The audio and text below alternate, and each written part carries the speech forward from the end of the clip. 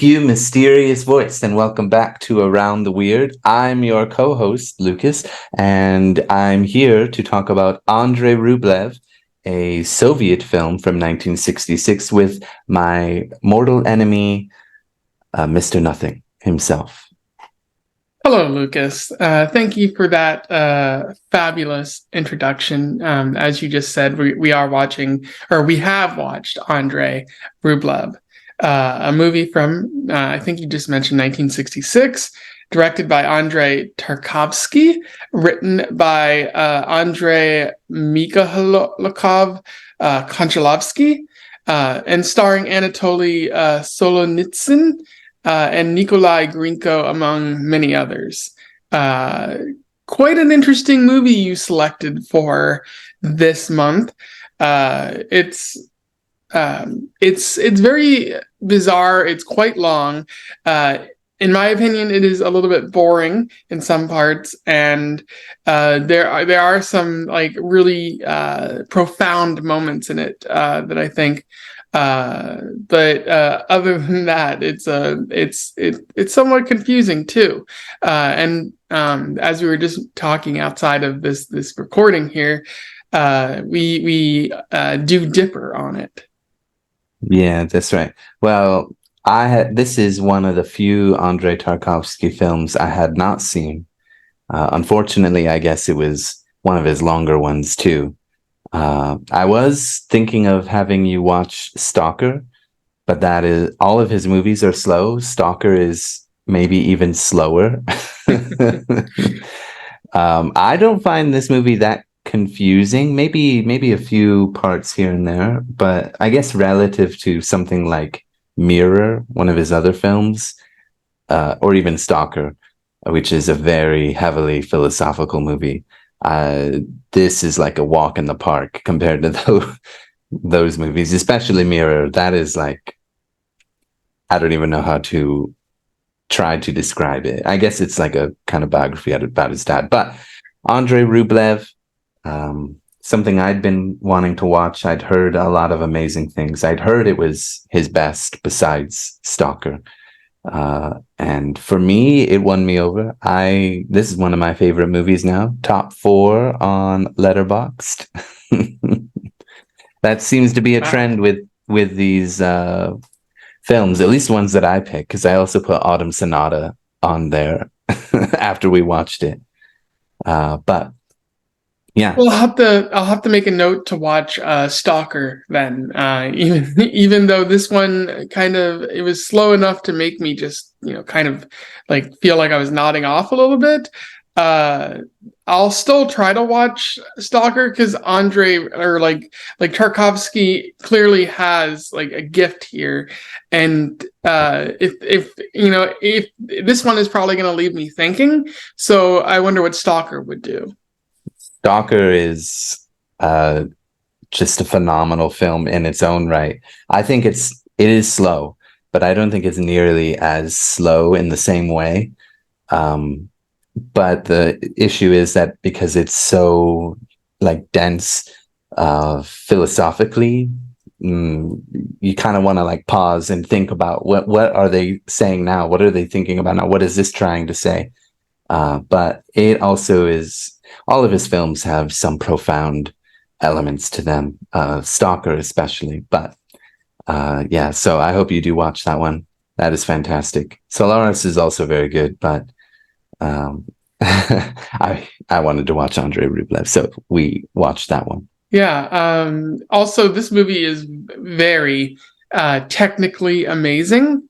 I don't know if it's because I was watching like a restored version, but it looks fantastic. Maybe this 1960s version wasn't that way, but like you can see it in the camera work and the sort of like blocking and pacing and everything. Like it's fantastic, and I'm gonna be talking about that. So even if maybe I didn't like the plot or some of the characters, like you're gonna hear me talking a lot about just fawning over the camera work and all of that. It's amazing here.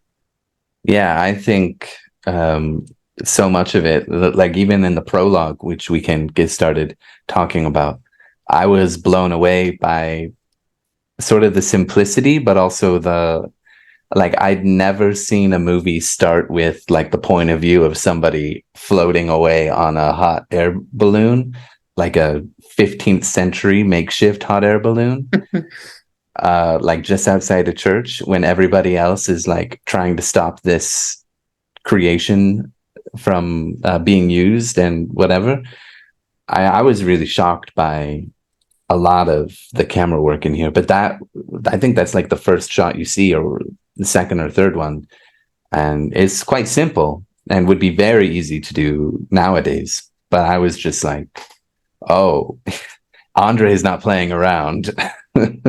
Yeah, that's a very good point. Like we have drones these days, and you're seeing a lot more shots like this. But this is the Yeah. 1960s, so I kept asking, like Tarkovsky, how did you do this? Like it feels impossible because they did have helicopters at the time, and I'm sure they used fancy crane things because I've seen a lot of other Mm, clips from other movies of the time that have done similar sort of crane shots. But right. it still feels like an oddity here, and like again, it's part of that whole technologically amazing aspect of the movie, where he manages to like sort of lift you up in this seeing the scope of things, but also flying over everything as well. Yeah. Well, yeah, I thought at first when I saw the prologue part where the guy is flying away and he's saying, I'm flying, I'm flying, I'm flying, and like it's kind of funny. Then you see like the mob of people trying to bring him down, or that were trying to stop him and then trying to bring him down. But he's still sort of having the time of his life until he comes crashing down. Um, at the very beginning, I didn't quite get like what was the deal with that. I guess it was like right outside a church, so in a way, I kind of figured, okay, these are some very kind of superstitious about technology type people. You're bringing yourself too close to God or whatever. That's kind of what I was thinking. But then I realized, like, as we got through the jester, the next part, or the Passion, or the Holiday, Last Judgment, all these, the Raid especially, um, time and time again, you saw some forces crushing sort of the human spirit and bringing it down. Um, so I thought it was a really, really clever, not only amazing camera work, but really clever sort of metaphor to set the tone, even though I didn't quite get it right away. Well, that's the place where I think we both kind of differ at the very start there, because I think the beginning is generally nonsense to what the rest of the movie is talking about.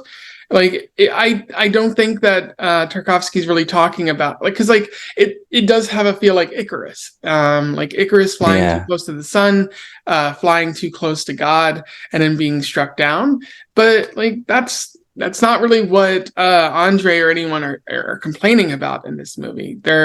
They're complaining about humans more so than anything else, and it's not humans that brings this guy down. So I don't really think it's thematically is appropriate if that's what everyone else is talking about, or it just feels like nonsense. Like I don't even really fully understand it. I'm sure that's probably again that's more on me for not really understanding it, but it just feels completely out of place with the rest of the movie. maybe, but I'm thinking like, first of all, I was wondering like, how in the world did they create this? And if it's such a big deal, how did they not know that this was being built and before getting upset about it? Like, I guess there's not just going to be an angry mob of people or like a quiet mob of people looking around for things to be upset about, unless you're, a modern day conservative or something like that, looking for some culture war thing. But bringing it back to 14th, 15th century Russia, I was wondering, like, were there people who made things like this? Like, was I was trying to think like when was Leonardo da Vinci around making his schematics for all his different designs? See, when he was in a different part of Europe, but um, and my thought, like the reason I thought it was sort of after the fact, I thought it was nonsense at the beginning too. But I think by the time I saw the jester part, and especially with the raid, I kind of came to that idea. Um, because I figured the guy who used it and was happy to be flying was the guy who made it, right? And then everybody else is upset. Uh, but time and time again, we sort of see these artists, so to speak. I mean, we see Andrei, of course, but the jester in the next part, I forgot the Skomorok or Skomoroko. Mm-hmm. Yeah, uh, he's singing a lewd, crass song about the boyars who were like the political elite aristocrats at the time, from what I read. Um, and what happens? The icon painting monks. I think it was Kirill who did it, who got the police force basically to come in and shut him down because the jester made fun of them. And then the police uh, brutalized him, threw him headfirst into a tree, and destroyed his instrument. And later we see a conversation. I can't remember who it is. I don't know if it's Theophanes the Greek, Kirill, or Andrei himself that says that like people will forget you by tomorrow. Like what you make today, you'll be praised for, and by tomorrow they'll throw you away and get rid of you and toss you aside and think nothing of you and this kind of thing. So that's why I kind of thought like retroactively, oh, that beginning was a way to set up the rest of the movie. But that's my thoughts. But let's move on to the jester, because I think there's a few more interesting elements going on there. Like I said, there's a jester singing some really lewd song about, if I remember right, it's about the boyars and sort of implying that you can sleep with their wives and cuck them and basically shave them clean of their hair so they can look like a woman, and then they will be taken by a local priest and made into a woman sexually. And then the monks come in, Kirill, Andrei, and I forgot the other one. Daniel. Yeah, Daniel. Thank you. And yeah, he makes a crass joke about the monks, and then Kirill sort of disappears. You don't see him for a while, and then the police come in, brutalize him. And Let me interject here. Yeah.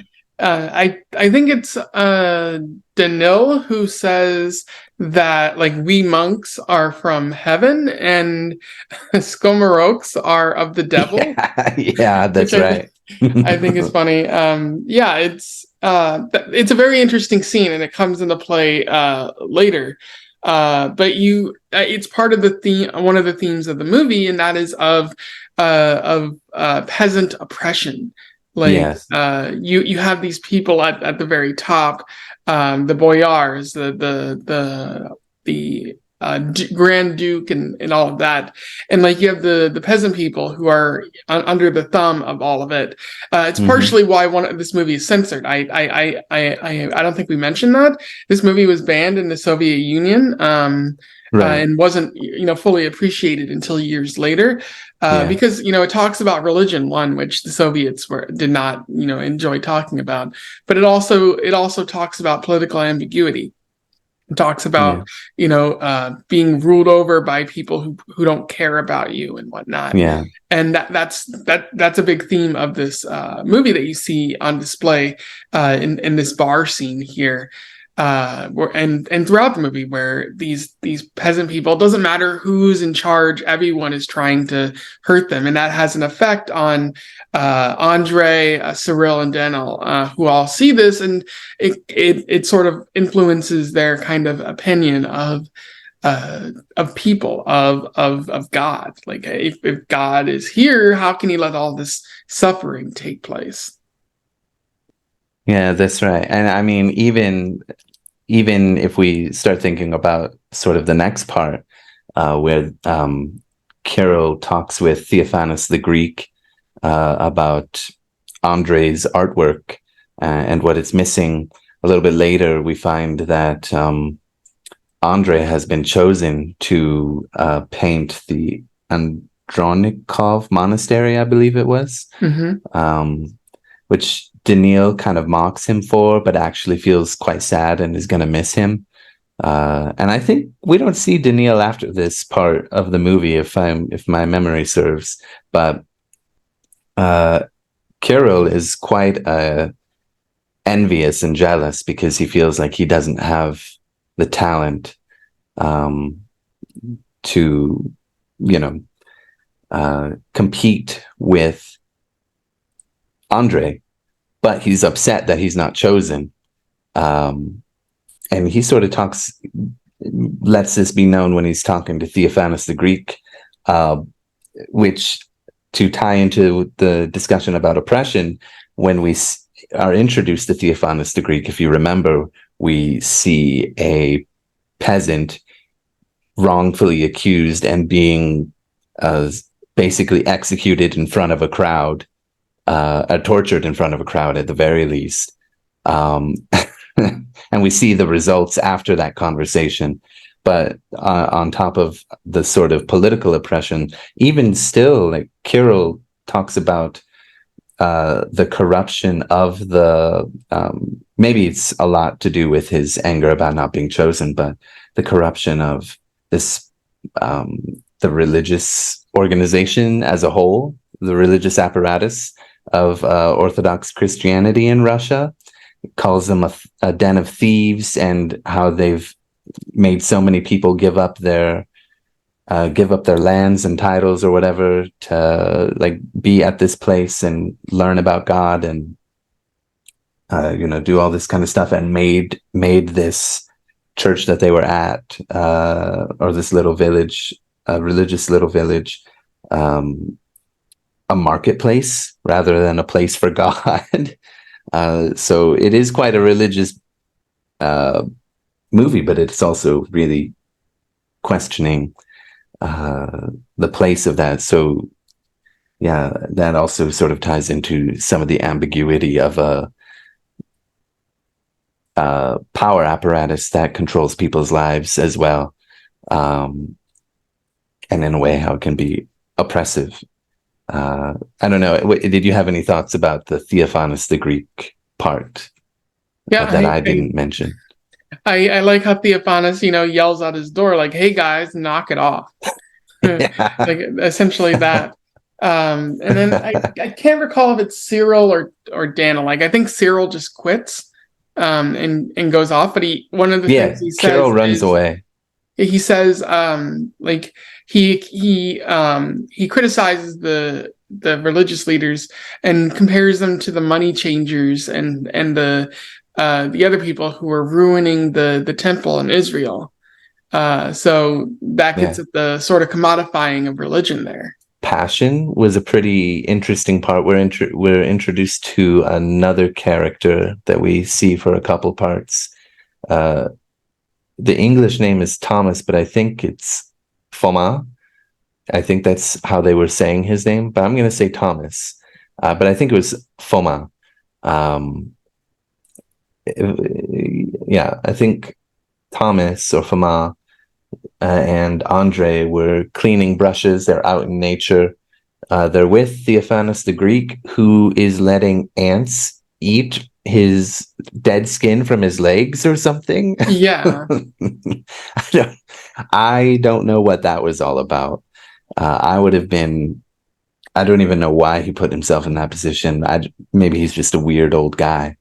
But then Foma kind of goes off on his own to wash the brushes in the river, or in the stream, and we see a striking difference in the mindset and the worldview of Andrei and Theophanes the Greek about art, about humans. And I've been talking a lot, so I'd like to hear what you have to say first about what you thought of that whole scene. That's where the movie started to lose me, because I in my notes, like, there's just a big gap between like the when Andre is invited to Moscow and like when the raid scene takes place. And I just wrote disillusionment, like a whole bunch of complaining about like humanity, because I think like Theophanes is just like, I don't really have that much faith in people. And I think Andre's like, well, how are you an artist if you don't have that much faith in Yeah, people? that's right. Which struck me, but then it's just like from there, it's so much complaining, and like there's a whole like passion, like again, passion of like procession of someone carrying a cross up the up a hill, and I thought, oh, this is a little bit on the nose here. It's like it's a little like too on display about what you're talking about. Like it, Yeah, it was quite a strong point that he was making, because he was comparing Russian men, I guess Russian people as a whole, but specifically Russian men, to the suffering of Christ on his crucifixion, right? yeah, and so I'm like, I get it. I just it drags down the movie for me, and it's like it can all be summarized by saying Andre and company complain. At least again, that's me reading Yeah, it. Maybe yeah, I'm like um a little being a little foolish, and like not recognizing the true brilliance of the scene or something like that. But I think this is where the movie loses me a little bit. To be fair, I had mixed feelings about this part too.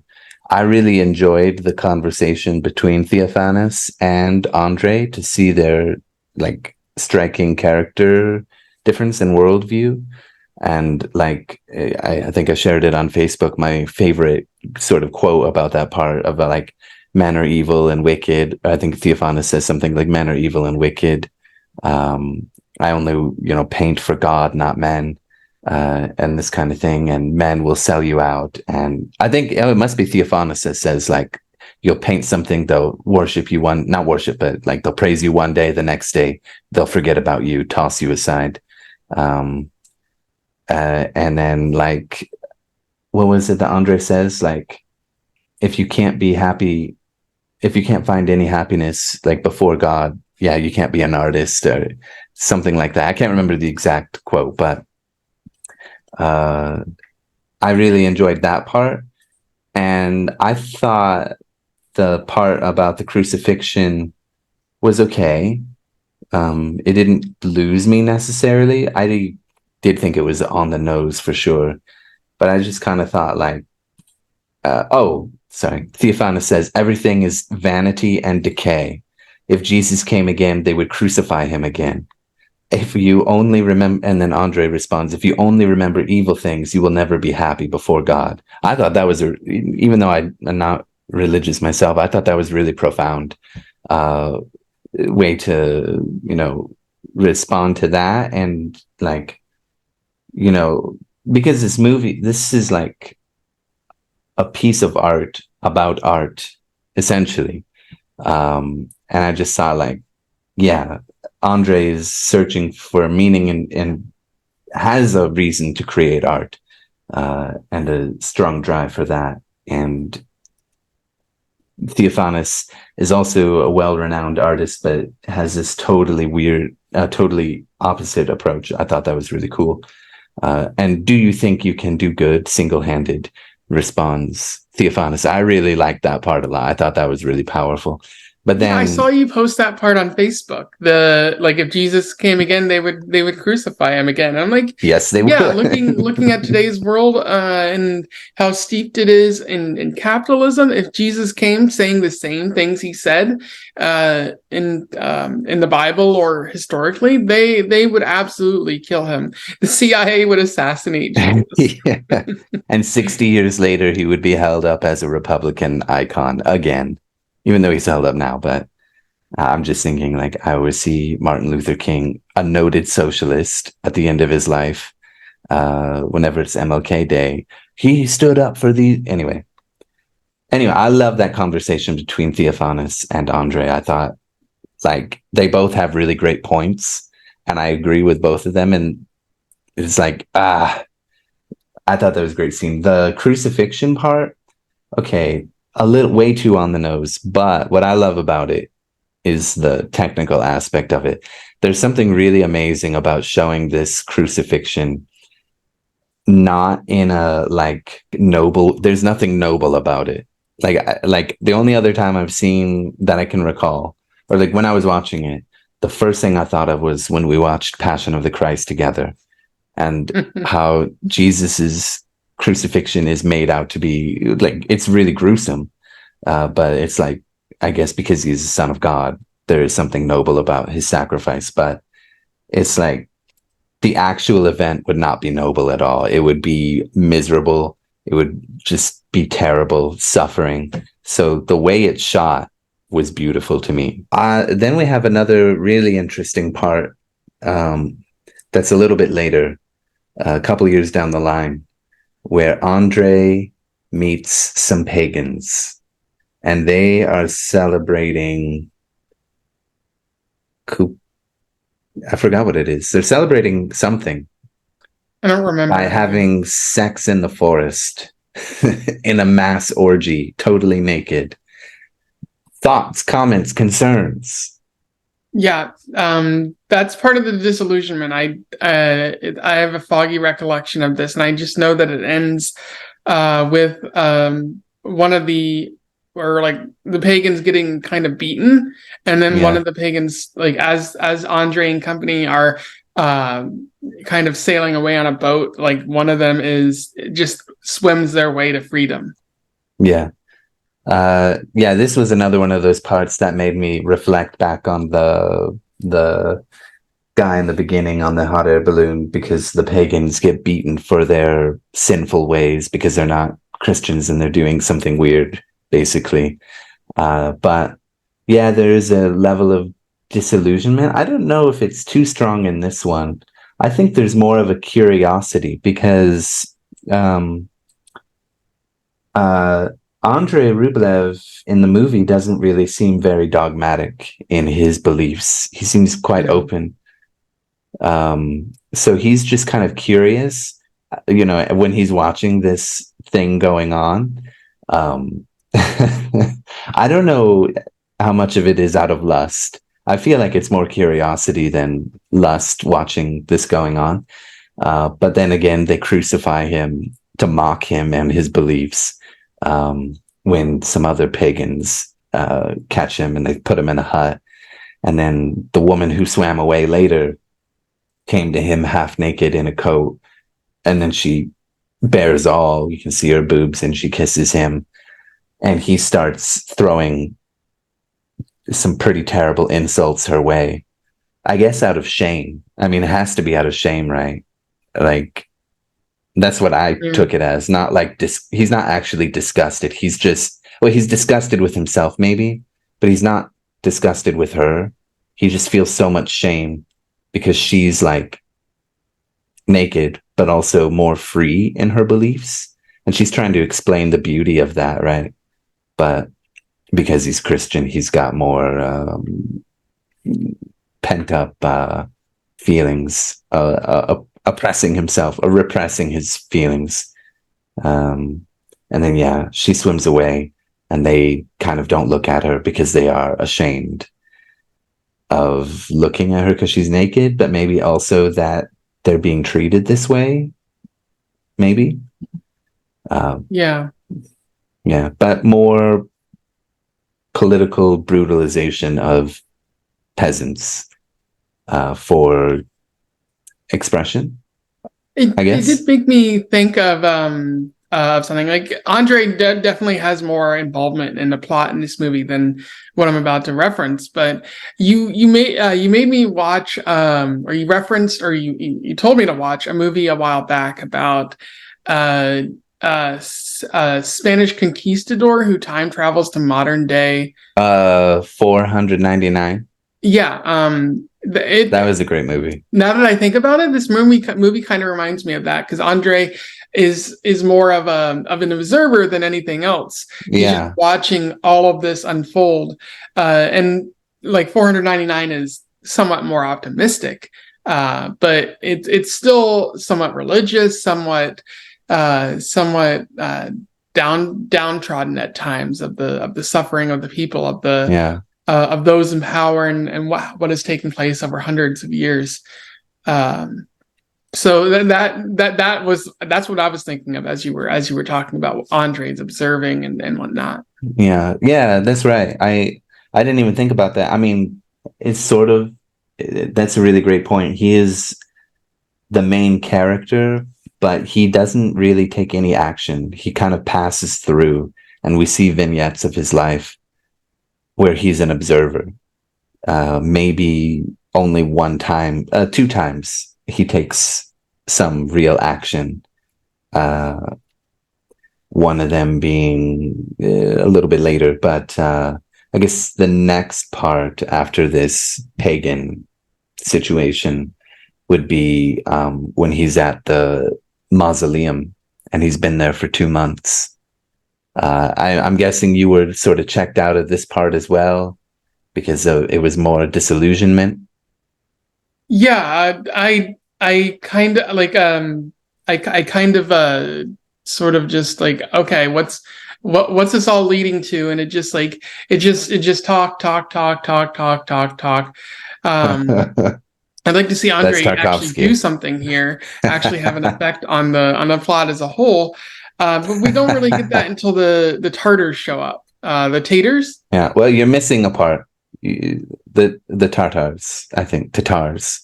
Uh, there's a part where he's at a mausoleum. He's been there for a few months, but he hasn't painted anything. Do you remember that part? Yeah, kind of. It's like Kind it's just of. there. What? That part was great too. Do you remember what he was supposed to paint in the mausoleum?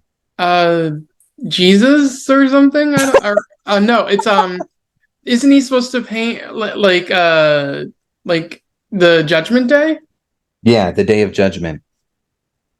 Do you know why And, he doesn't paint? and he's like, this is just really depressing. I don't want to do it. Basically. Well, I think it was like challenging to his faith because he's not a dogmatic kind of person. Like, if I remember right, he says something like, basically, he says, like, this isn't me. Like, this doesn't come from my heart. I don't believe in this. Um, I guess in a way, because like if you went to a church that showed Judgment Day, where hellfire and brimstone and wrath and fury are everywhere, you would fear God and you would do everything you can to be in God's good graces. And I think that mortified, like sharing, like the passion for religion or whatever, sharing beliefs in God and all that, and in Christianity for Andre has nothing to do with fear. It should be, I guess for anybody, but especially for Andre, to me, it seemed like the reason he rejected that and it wasn't him is because he doesn't think all people should believe. If it means they should be afraid so that they believe, that's okay. But like it should be something out of love, right? Sort of the normal Christian kind of a belief. But the Grand Duke didn't care. He wanted, uh, the Day of Judgment. Uh, so I thought that was quite interesting that like there are some moral doubts about like what's going on, what he's willing to do and what he's not willing to do. I guess it's tying into his disillusionment. But there's another interesting thing um, that happens right after um, with the stone makers or the people with the stones. Uh, they were going to work for the brother. They were supposed to they were like making something for the Grand Duke, but he wasn't happy with it. But the Grand Duke's brother, I believe, was going to pay them to do something else. So they weren't going to bother with the Grand Duke anymore. And then they are uh, caught in a forest and their eyes are gouged out so they can never work again, which was horrifyingly brutal. Very well done cinematically to do it sort of safely, but horrible to see. Yeah. Um, and again, another one of those things that made me think, oh, it's all this oppression coming down on people, and especially artists, right? Because they are, in a way, artists by creating the buildings with their stones. But uh, tough times for Russia, apparently, always. Yeah, it's just something about being in that region is just, it just fills everyone with suffering, and there can be no happiness. Well, there is some beauty to be had at the end of the movie, but Mhm. then the Tartars, I think it's the Tartars come. There's not any happiness coming anytime soon. Yeah, the taters are actually, if you didn't know, they're Turkish. So I think they're vaguely Turkey, or like what is now Turkey. And they're sort of like at war or something with the with what is Russia at this time.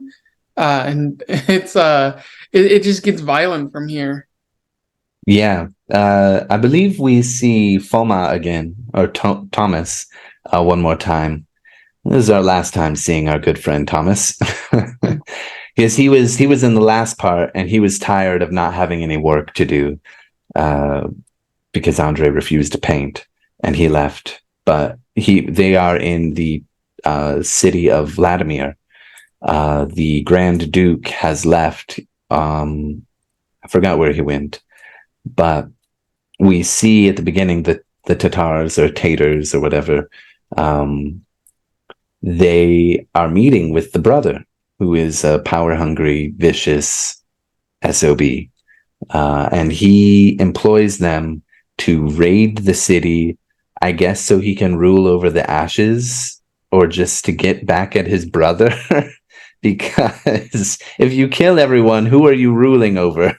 That's what I want to know.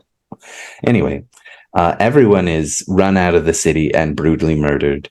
Uh,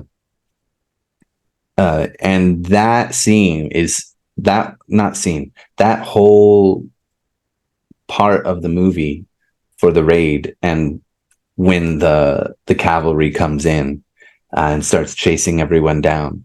Like, yeah, there's certainly some elements that show, okay, this was made in the 60s, maybe like with the way the people use their bow and arrows or whatever. But like, it is a really effective scene to show, realize the terror of being overrun by these people.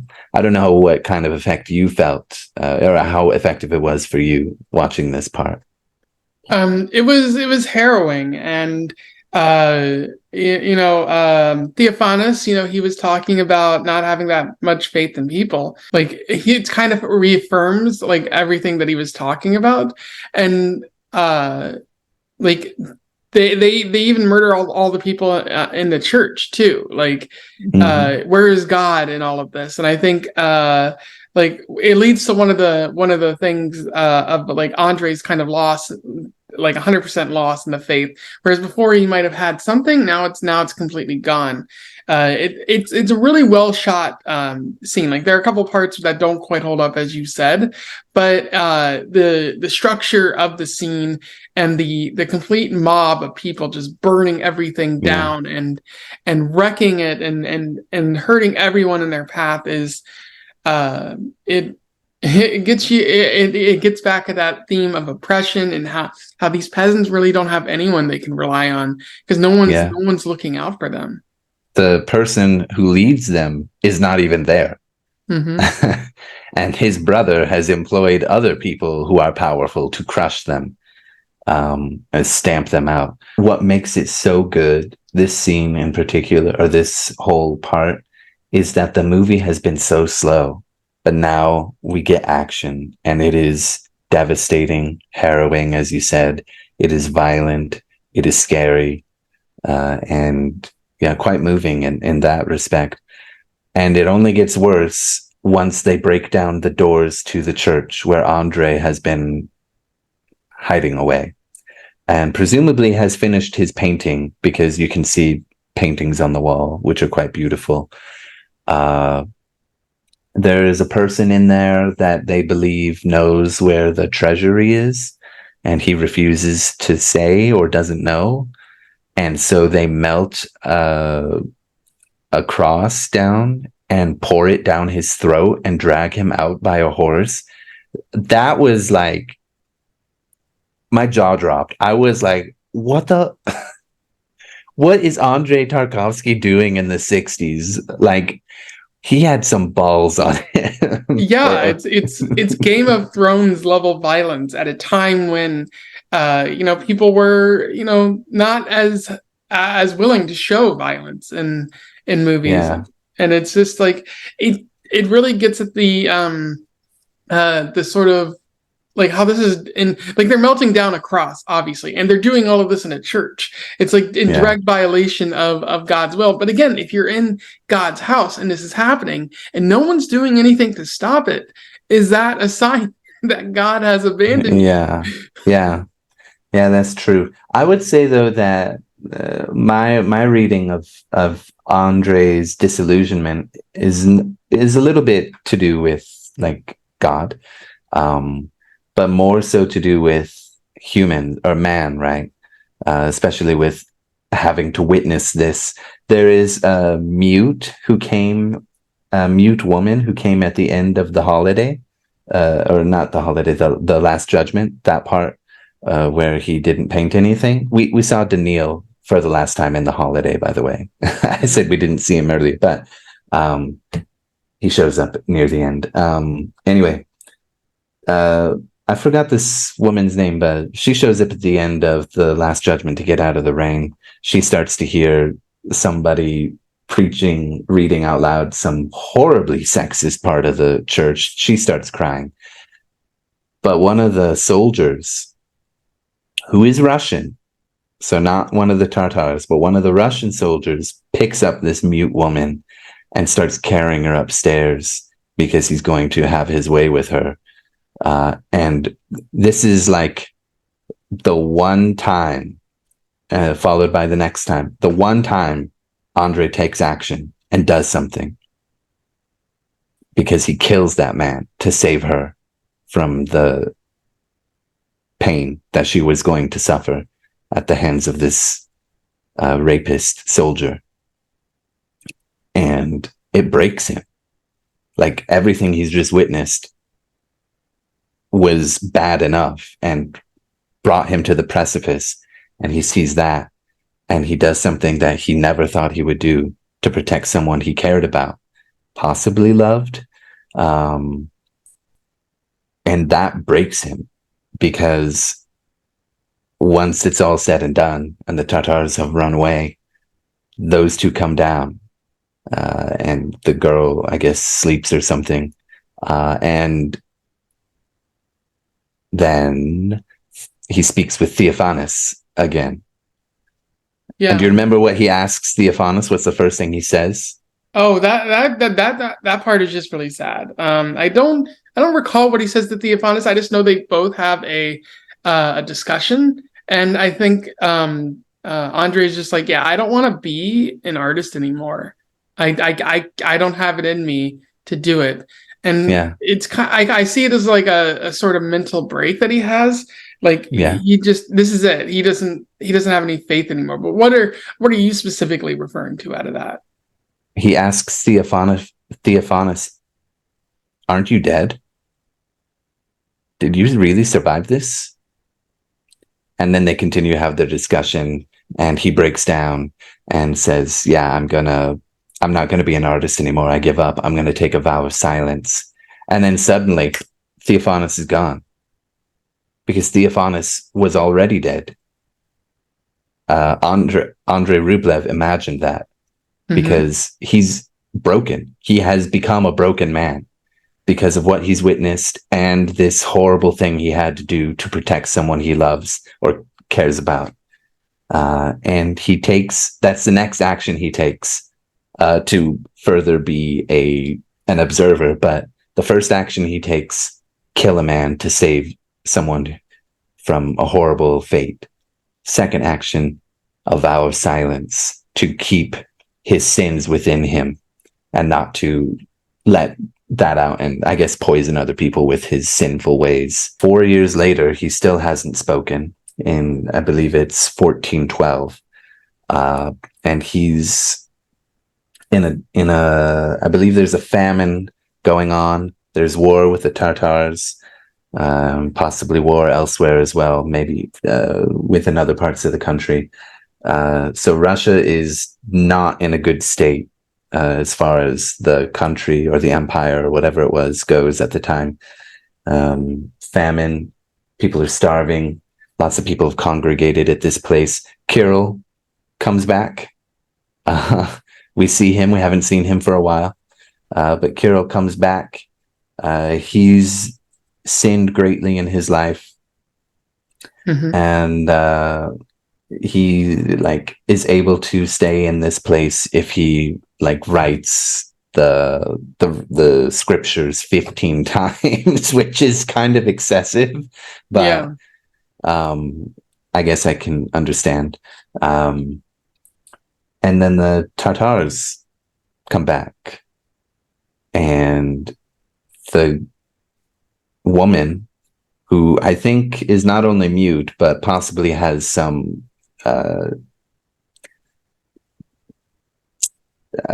developmental issues as well. Yeah, they refer to her as a fool, so Yeah. she might have like an intellectual disorder. Yeah, that's right. Which isn't good. Yeah. Yeah, they call it, I think Kirill calls her a holy fool because the Tartars are mocking her and she doesn't realize it. She just kind of likes their outfits.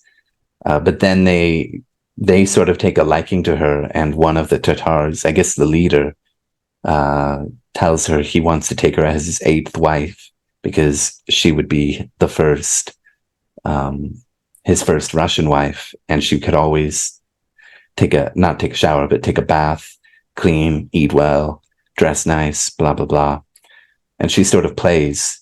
And Andrei, remembering what happened the last time they encountered the Tartars, is trying to stop her, rightfully so, based on what we've seen. But she sees what's going on as a game and goes off with them. And then Kirill not Andrei doesn't really take part in the conversation, but do you remember what Kirill says to Andrei? Well, just one other thing. With the girl finally leaving, I see that as everything being taken away from Andrei. At that point, he's lost his art, and now he's lost a person that he's helped, and he only has himself. He does talk to Kirill. They kind of, I guess Kirill's trying to get Andrei to be more uplifting or something like that, or just try to reaffirm his faith in humanity. She won't. Yeah, he's trying to bring him back to bring higher spirits up for him, trying to make him see that they're not going to hurt her because it's bad luck to hurt a holy fool. They'll drop her. They'll get bored with her and drop her off at the next town or whatever. She'll come back. But Andrei doesn't say anything, and he just keeps doing his work. He tries to pick up some hot coal, I think, or a hot stone with some tongs to heat some water or something, but he drops it in the snow. Yeah. So sad. Yeah, things are so futile. Like this is like him at his worst. Like I mean, after the brutal invasion and raid of Vladimir, that was at his lowest. But then this part, silence, is just a kick in the dick to him. Like just a kick in the yeah. But I think there was sort of showing like there's a lot of, he drops the stones. Pretty simple menial task, but there's a futility to what Mm-hmm. he's doing at this point. Yeah. But then we get to the bell. Oh And yeah. and this is by far easily the best part. I guess the bell and the epilogue sort of combined, but would I've talked a lot. Would you like to explain? Okay, so I'll go through everything that happens here, and then we can go into detail. Uh, Andre arrives in a town or like he's already in the town where a bellmaker's son is making a bell. At the same time, he runs into the jester again, who was apparently thrown into a pit for quite some time. And he confronts Andre and is like, "You did this to me. It is your fault." And it sort of suggests that when Andre left, he kind of tattled on the jester, which, like, come on, man, don't be a narc. But Well, it was later, what's his name? Carol. Kirill admits that it was him who did it. So, not a good person, and I think they kind of try to make up there. But then we get to the Boriska, who lovely name. I think his name is Boris, but they call him Boriska, which might be a loving kind of name for him. Boriska's father died, but he tells everyone that his father gave him the recipe for making a bell, and you see the process of them making a bell, which is very slow, but it builds up, it builds tension and how everything is going to go. And Boriska's been tasked with making one for the Grand Duke, and it's implied that if he does not make it, they're going to behead him. So he's found himself in a situation where he's tasked with making a bell that he knows that he claims to know how to make, but secretly he doesn't. So you see the process of casting it, noting that it's probably not going to ring because the specs aren't really all that there. And then after they build it, they lift it up. Taking quite a lot of work. The priest bless it, and then they pull it back and in order to get it ringing. And Boriska at that point is like, "Oh my goodness, is it actually going to ring?" The tension builds and builds and builds, and then finally you hear the bell ring, and everyone's happy. But Boriska's on the ground crying, where and Andrei's like, "Dude, what's up?" And and Boriska's like, my father never told me the secret. The old man like just didn't want to share it, and Boriska's crying because of this sort of hopelessness that he felt, but also the joy of not being beheaded, the joy of he was able to accomplish this without anyone to rely on. And I think that at this point, Andrei's faith in humanity is kind of reaffirmed, which is Yes. a beautiful moment. He's like, we will work together now, me and you. Like he breaks his vow of silence, and he's present and there in the moment. And from there, the epilogue happens. But this entire scene, Lucas, this entire scene is so beautiful. It's so well structured. It's so like it's slow and prodding, as is the rest of the movie, but I think it's the moment when the movie kind of connected with for me. Like Yeah. obviously I don't think it's enough to completely lift the other parts out of the muck, but you kind of see where Tarkovsky is going with this entire thing. Yeah.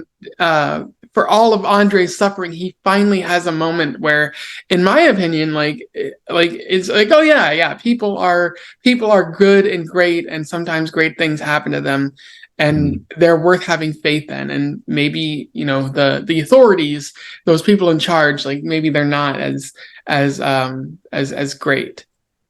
Yeah, I completely agree with you. I like I was enjoying the movie. There were parts that I was bored too. I think like I was enjoying it more than you, but the parts that you didn't care for as much were also the parts I didn't care for as much. Um, but when it got to this part, for the bell, yeah, Boriska, quite a kind of rascal of a character, if I do say so, because like he's lost his family to plague, I believe. So that's just another thing that Russia has to worry about.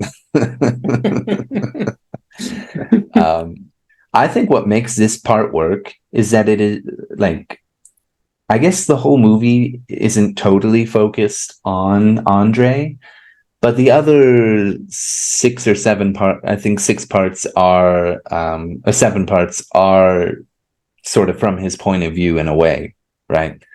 But this one is not from his point of view. He is there, but he is very much a side character. So in a way, this could be a short film by itself, and it would be amazing. I mean, it does, like if you just cut out this part, it wouldn't quite make sense because you'd wonder like, who is this old man? Why is he holding him at the end? But like Boriska lost his family.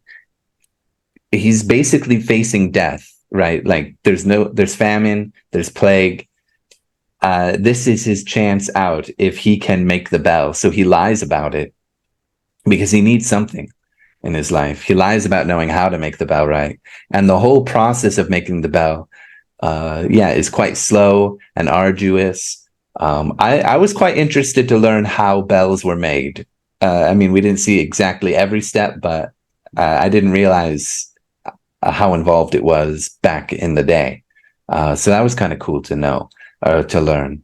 But like when they're making it, it's clear that, yeah, because before he was facing death by plague or famine or whatever, or no opportunities. And now he's facing, I have to get this done and made, even though I don't know how to do it, or I'm going to get my head cut off. Which we find out, by the way, that the Grand Dukes, if you heard it, one of the peasants was talking about how the Grand Duke's brother had his head cut off.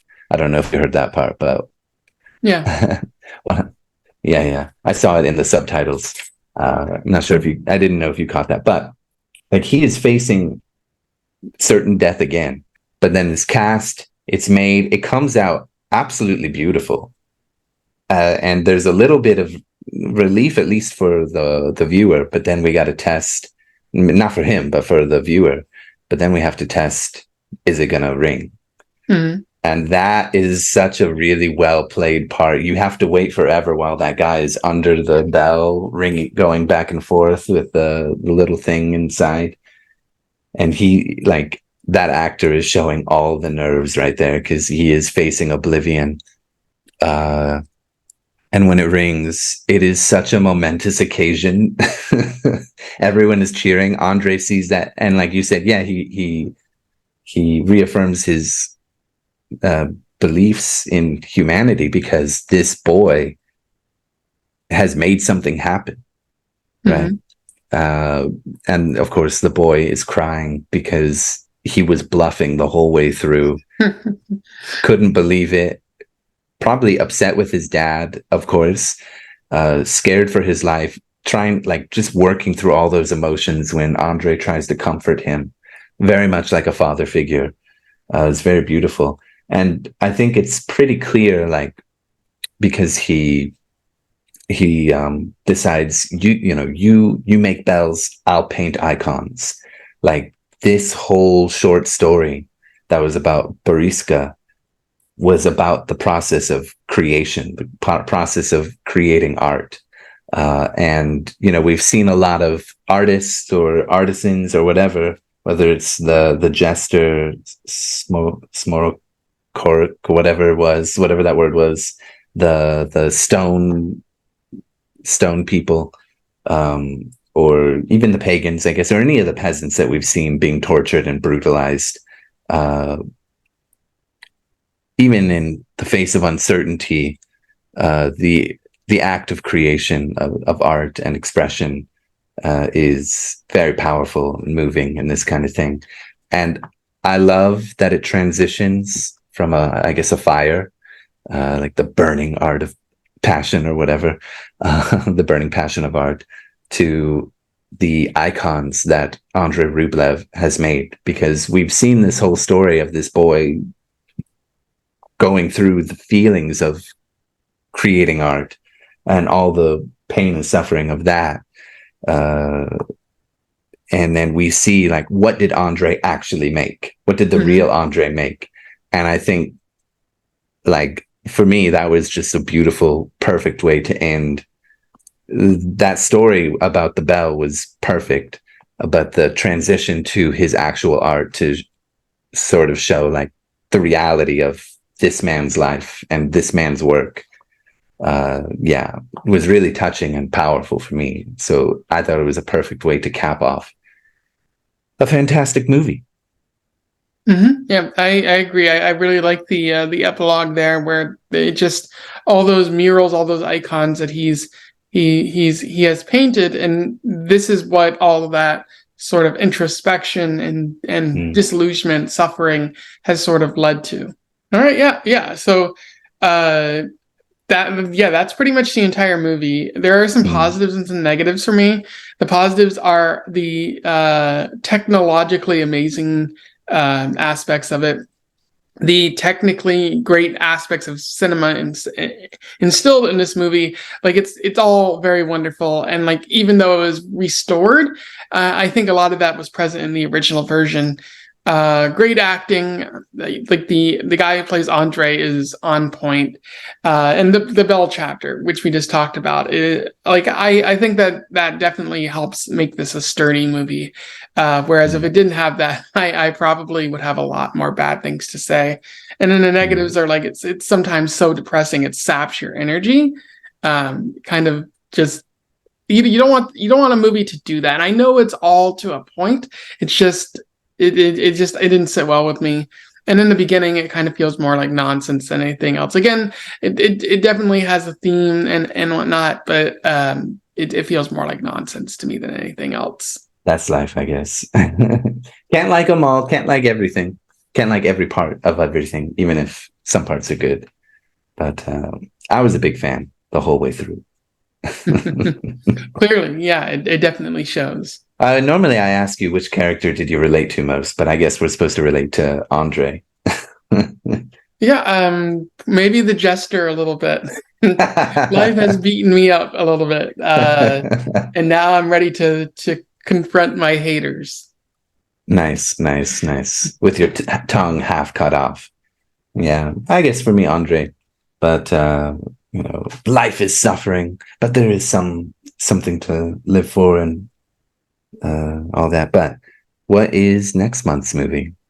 Yeah, so next month is the spooky month, and I wanted, I was kind of leaning on a regular movie or a scary movie, but I do have a question first. How familiar are you with German expressionism?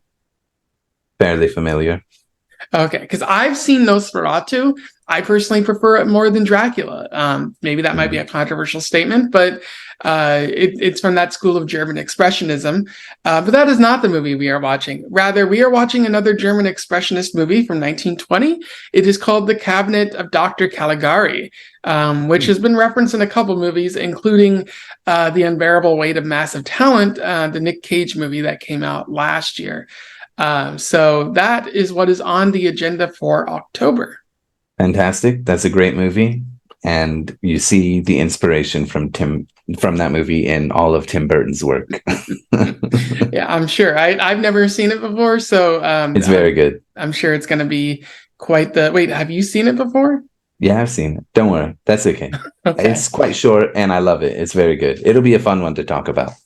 All right. It's very weird, so it's right up your alley. Okay. Well, that is what we can look forward to. So yeah, this is about where the video ends. Thank you for joining me today, Lucas.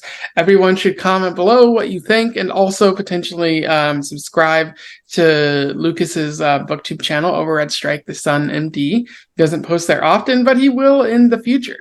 Very soon. And yeah, like, share, subscribe, and all of that fun stuff. And until then, we wish you the best of luck in your weird and humanity considering travels. Farewell. Farewell.